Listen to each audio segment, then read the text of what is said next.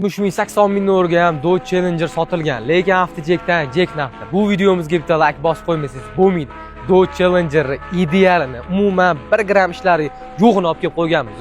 Ishoninglar, promo egalarda. Bunaqa mashina olib qolmaslik uchun avtojek Telegram kanaliga o'tib oling. Kuniga Matiz deysizlarmi, Dodge deysizlarmi, GLS deysizlarmi, Gelik deysizlarmi, har kun joylab boramiz. Xudo xohlasa onlaynda sotilib ketadi.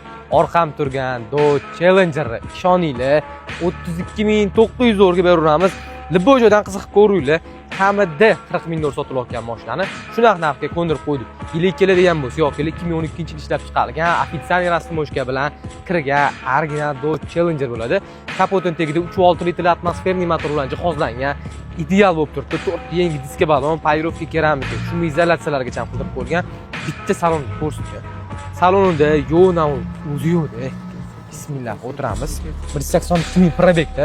Eng qizig'ini aytadigan bo'lsam, motorda ham, korobkasida ham 1 gram ishi yo'q deyaptilar.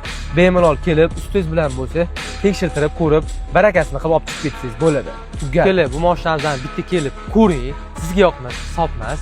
Ishoninglar, o'z biznesingizni ham rivojlantirib tashlasa bo'ladi. Shunday yozasiz biznesingizni, shunday ko'chada yurasiz.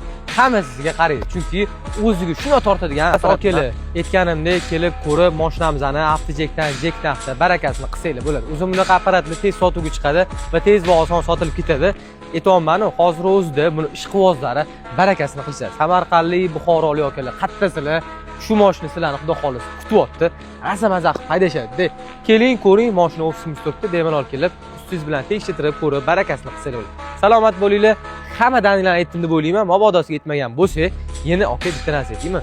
1.5 ming dollarlik aksiyalargacha yig'dirib qo'yilgan. Men buni video davomida aytmadim. Yana navrotlari bor. Telefon qilinglar, biz bilan bog'laninglar, mashinani kelib ko'ringlar, ustida yana gaplashib, savdosini ham ko'ramiz.